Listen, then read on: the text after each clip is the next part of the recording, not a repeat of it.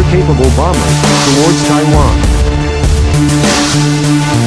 Beijing's show of force crossed into Taiwan's air defense buffer zone and ignored radio warnings. Taipei scrambled its own fighters and readied surface-to-air missiles to counter against China's military exercise.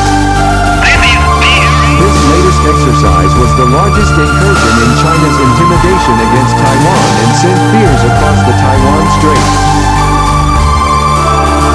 Taiwan has been in a long-standing dispute with mainland China since a separate government was established on the island following the Chinese Civil War in 1949.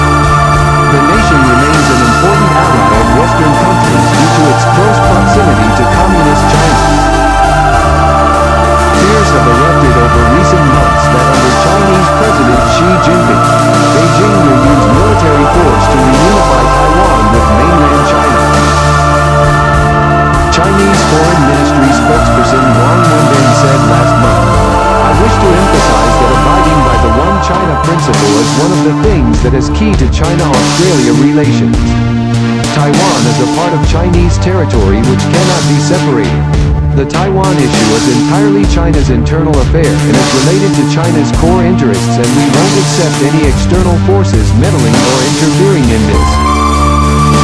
It was 25 years since the last crisis in the Taiwan Strait when the U.S. sent 2 aircraft carrier groups to stop China from disrupting the island's first fully democratic presidential election. Rear Admiral Jim Ellis, the commander of the battle group, told the Times, that China swore that it would never happen again, and they've now fairly successfully been able to craft a strategy that would make it much more challenging and much more difficult. China's gone from bide our time to this is our time. There are fewer and fewer inhibitions. On Monday, NATO warned China posed systemic challenges to the rules-based international order. Beijing retaliated and called the statement slander of China's peaceful development. Pressure is mounting on Quad's members, including Australia, Japan, India and the US, to counter against China's dominance over Taiwan. Earlier this month, the UK deployed HMS Queen Elizabeth to the Indo-Pacific region in a bid to aid in countering Beijing's dominance. Defense Secretary Ben Wallace warned about China's increasing maritime assertiveness and stressed troops would be confident but not confrontational. Mr. Wallace added, "We must stand up for our values and rights wherever they come under threat, not just in our backyard, but far from our shores." This deployment shows that we are strong on our own but even stronger with our allies. Back in April, Taiwan unveiled a new amphibious warfare ship to land troops in the contested South China Sea region.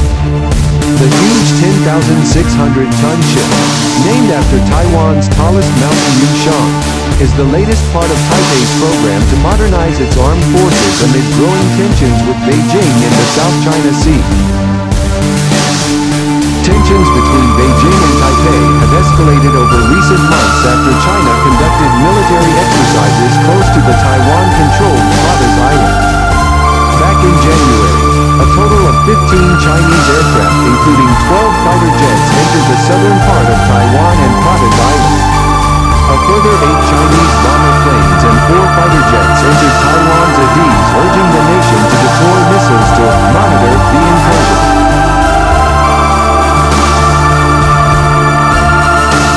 Taiwan referendum to likely produces severe reaction. Beijing's red lines. A China expert has outlined the possible scenarios that could spark a war with China, warning that Taiwan could prove to be pivotal for the start of a new major conflict. Speaking to Express.co.uk, Zhaochen Mao, Asia-Pacific analyst for AKE International, a global risk and security consultancy group and expert in Chinese foreign policy at SOAS University London, explained the circumstances that would need to take place if China were to launch an invasion of Taiwan. His comments come amidst growing speculation by international actors about the possibility of a Chinese invasion of Taiwan. But Mr. Mao insisted there would have to be key changes in the political landscape in order to turn the tables. Mr. Mao said, "There are few red lines that China has drawn to prevent a potential conflict in the Taiwan Strait. One is of course a, should the DPP Taiwan decide to call a referendum. The